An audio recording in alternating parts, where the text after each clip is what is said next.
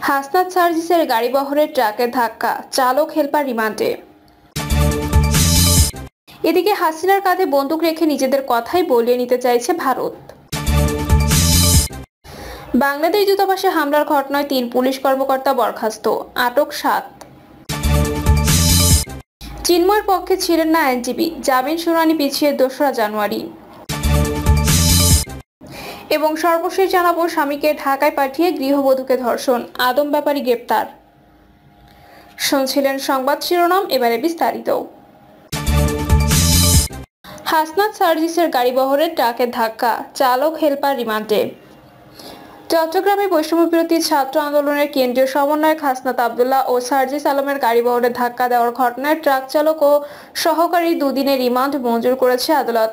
Chittagong judicial magistrate 4 এর আদালতের বিচারক মাহবুবুর রহক এ আদেশ দেন। আদালত সূত্র জানায়, সকালে গাড়ি চালকে হেলপারকে আদালতে হাজির করে লোহাগাড়া থানা পুলিশ 5 দিনের রিমান্ড আবেদন করে।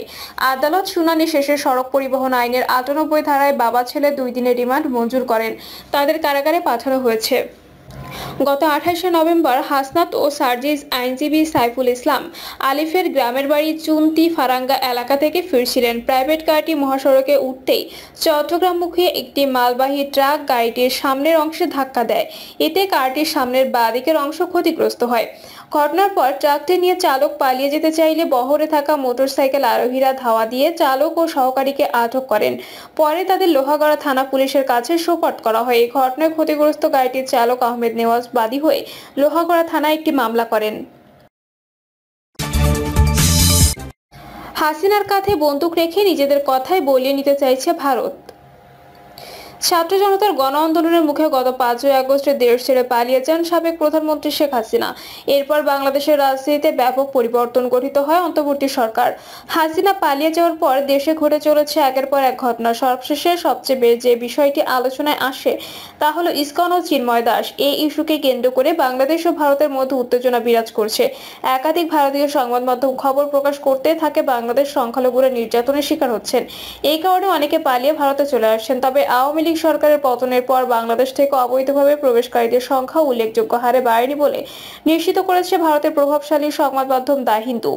গত 6 বছরের সরকারি তথ্য বিশ্লেষণের ভিত্তিতে করা ওই প্রতিবেদনটি প্রকাশিত হয়। এদিকে গত 5ই আগস্ট থেকে ভারতে আশ্রয় নেওয়া বাংলাদেশের সাবেক প্রধানমন্ত্রী শেখ হাসিনা সেখান থেকে একের পর এক বিবৃতি দিয়ে যাচ্ছেন। বিবৃতি প্রসঙ্গে কথা বলেছেন নিউজ টাইমের বর্ষীয় সাংবাদিক দীনেশ কে ভোরা। তিনি প্রশ্ন তুলেছেন, অন্য দেশে আশ্রয় নিয়ে থাকা এক ব্যক্তি কিভাবে বিবৃতি দিতে পারেন? আন্তর্জাতিক নিয়ম অনুযায়ী যখন কোনো ব্যক্তি একটি দেশের কূটনৈতিক আশ্রয় নিয়ে থাকে তখন তিনি বিবৃতি দিতে পারেন না, কিন্তু শেখ হাসিনা সেই নিয়মের উল্লঙ্ঘন করেছেন। ভোরার মতে, শেখ হাসিনা যা বলছেন তা আসলে মোদী সরকারের শিখিয়ে দেওয়া বলি। মোদী সরকার আসলে শেখ হাসিনার কাঁধে বন্দুক রেখে নিজেদের কথাই বলিয়ে নিতে চাইছে হাসিনাকে দিয়ে। ভোরার মতে, এই প্রবণতা আসলে আগুন নিয়ে খেলার সমান আত্মঘাতী পদক্ষেপের সঙ্গে তুলনীয়। এর আগে নেপালের সঙ্গে এমন আচরণ করেছে ভারতের মোদী সরকার। নেপালের সংবিধানে নাক গলিয়ে পার্বত্য রাষ্ট্রের সঙ্গে দূরত্ব তৈরি করে ভারত। অখণ্ড নেপালের মানচিত্রে সংসদে দেখিয়ে বিতর্ক তৈরি করে দেশটি। যদিও নেপাল সরকার ভারতকে বেশি দূর এগোনোর সুযোগ দেয়নি। প্রতিক্রিয়ায় ভারত নেপালে প্রয়োজনীয় সামগ্রী পাঠানো বন্ধ করে দেয়। যদিও আজ পর্যন্ত ভারতের পররাষ্ট্র মন্ত্রণালয় সে কথা স্বীকার করেনি। সেদিন থেকে নেপালের মানুষ ভারতকে ঘৃণা করে। এমনকি নেপালের প্রধানমন্ত্রী কেপি শর্মা ওলিও চীনপন্থী। তাই ভারতের পদক্ষেপ বুমেরাং প্রমাণিত হয়েছে। এর থেকেও বড় ভুল এখন বাংলাদেশের সঙ্গে করছে ভারত। শেখ হাসিনাকে মোহরা বানিয়ে বাংলাদেশ বারবার ভারতকে দেশের অভ্যন্তরীণ বিষয়ে হস্তক্ষেপ না করার পরামর্শ দিচ্ছে, কিন্তু ভারত সে কথা কানে তুলছে না। সম্প্রতি বাংলাদেশ সম্মিলিত সনাতনী জাগরণ জোটের মুখপাত্র চিন্ময় কৃষ্ণ দাস ব্রহ্মচারীকে গ্রেপ্তারের বিষয়টি নিয়ে আরো জলঘোলা হচ্ছে। বাংলাদেশের ইসকন মন্দির থেকে সাফ জানিয়ে দেওয়া হয়েছে চিন্ময় কৃষ্ণ দাস আর ভারতের সদস্য নয়।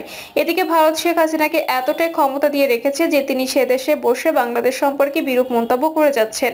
হাসিনাকে এখনই না থামালে দুদেশের সম্পর্ক আরো তলানিতে গিয়ে ঠেকবে বলে মনে করেন সাংবাদিক ভোরা।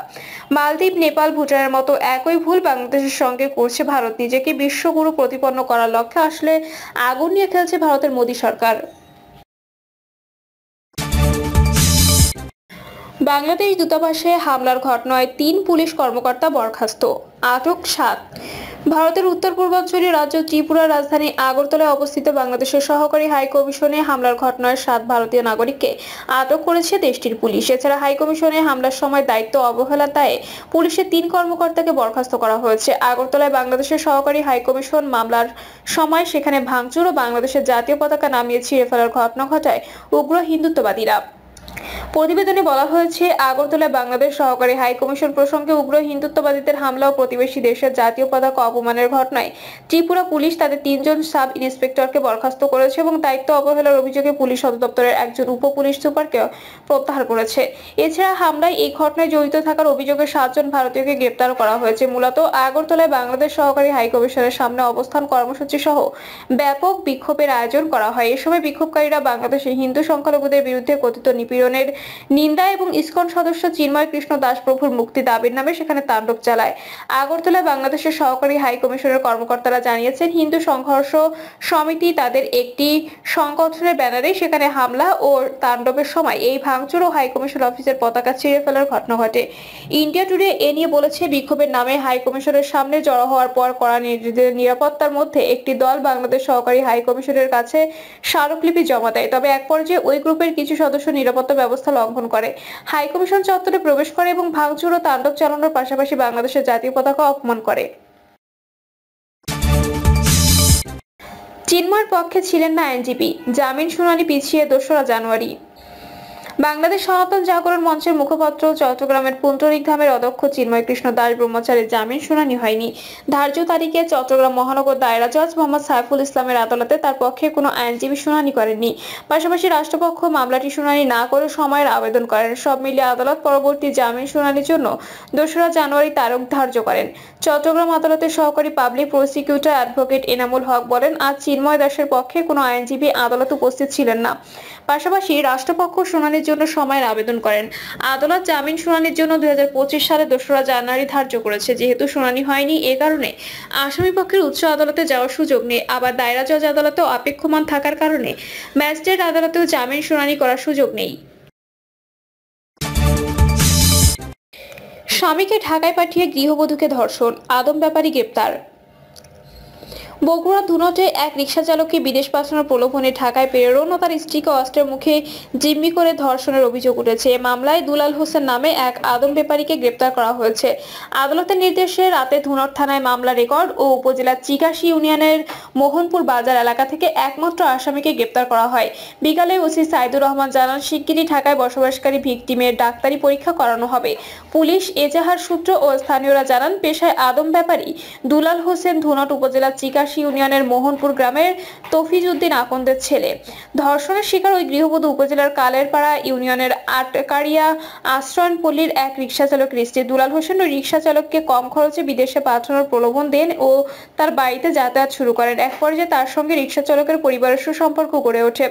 দুলাল হোসেন কাগজপত্র তৈরির নামে কৌশলে রিকশা চালককে ঢাকায় পাঠিয়ে দেন। এই সুযোগে তিনি গত 24শে নভেম্বর রাত 10:30টার দিকে আরকাটিয়া আশ্রয়নপল্লীতে যান। বাড়িতে অন্য কেউ না থাকার সুযোগে দুলাল হোসেন চাকুর মুখে জিম্মি করে গৃহবধূকে ধর্ষণ করেন। এক পর্যায়ে গৃহবধূ চিৎকার দিলে স্থানীয়রা ঘটনাস্থলে ছুটে আসে। এ সময় দুলাল হোসেন কৌশলে সটকে পড়েন। গৃহবধূ গত 26শে নভেম্বর দুলাল হোসেনের বিরুদ্ধে বগুড়ায় নারী ও শিশু নির্যাতন দমন ট্রাইব্যুনালে মামলা করেন। বিচারক মামলা আমলে নিয়ে রেকর্ড করতে ধুনট থানার ওসিকে নির্দেশ দেন। সন্ধ্যায় আদালতের আদেশ ধুনট থানায় পৌঁছে এরপর পুলিশ উপজেলার চিকাশি ইউনিয়নের মোহনপুর বাজার এলাকায় অভিযান চালিয়ে আসামি দুলাল হোসেনকে গ্রেপ্তার করেছে। মঙ্গলবার বিকালে ওসি সাইদুর রহমান জানান, আসামিকে আদালতের মাধ্যমে বগুড়া জেল হাজতে পাঠানো হয়েছে। প্রিয় দর্শক, এই ছিল এখনকার সর্বশেষ সংবাদ। আপডেট সব সংবাদ পেতে চ্যানেলটি সাবস্ক্রাইব করে বেল আইকনটি ক্লিক করে রাখুন।